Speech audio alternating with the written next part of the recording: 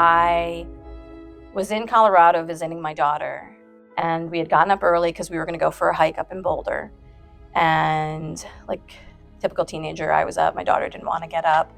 I was trying to get us motivated. And I leaned down to pet the dog, and I saw like a crack of light in my right eye. So kind of like a flash of lightning. And I just remember I was like, something felt different. I don't know that I can tell you what it felt like, but I just felt a little bit, off. So I told my daughter, I'm going to go downstairs. I'm going to lay on the couch, get yourself ready.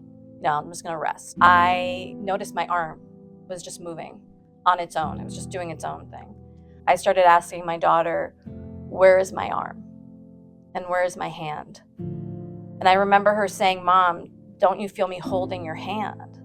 And I just kept saying, Maya, where's my arm? Then I remember standing up and just kind of collapsing to the ground. I didn't lose my balance as much as I think it was more like my leg got weak and I just kind of like slumped to the ground. And that's when we called 911.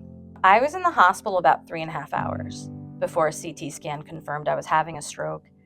And by that time, I was out of the window for medication. So they tried surgery, a manual thrombectomy to remove the clot, but they weren't able to. So really, it's almost as if the stroke didn't get treated. In the process of being in the hospital, what we found was that I had a PFO. It's a fancy Latin name. That's the abbreviation, but it's a hole in the heart. I had surgery to close the PFO, and in doing so, we had blood work done that showed I had a clotting disorder. So it kind of solved the riddle of why I had a stroke being so young. I think initially the biggest challenge was that I was dismissed, that my symptoms, they were to some degree unique, or I should say less common. So in that sense, I wasn't treated as if I was having a stroke because I didn't have those traditional fast symptoms per se. And I just got waitlisted for the CT scan that would diagnose me. Being dismissed happens a lot to women. Not that I thought it was unique, but I didn't realize it would be so kind of profound. Because they asked my daughter, is your mom stressed? They asked her, she didn't prompt and say, my mom's been really stressed. I'm worried about that. They prompted her and asked her. And then they prompted me and said, have you ever had a panic attack? And I answered truthfully because, I need help, right? I don't know what's going on, but I have no idea what's happening. He favored a complex migraine, so he didn't call a stroke alert.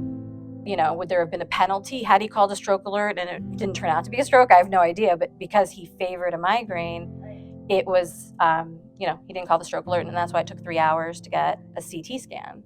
It sounds weird to say, but I think I'm very lucky. I'm definitely lucky to be here, but I think I'm lucky because it's forced me to reprioritize. It's put me in a position where I have to really pay attention to my body. I think I'm more mindful just in general, but I also see things in others that maybe I wasn't, tuned into before because I was moving at a faster pace through our world. I think as women, we tend to be caregivers, right? We want to take care of our loved ones. And the best way to do that is to be here.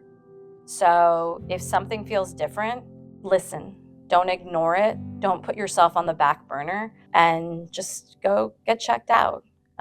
It's a much safer move, and you'll be around for the long run to support your loved ones. I think in my life, I've had adversity, and every time something, kind of off book took place, maybe part of my healing was in sharing. This road is bad. So if I can make it less bad for you, I don't mind talking about it. Tania Saiz, and I'm a stroke survivor, and I'm proud to go red for women.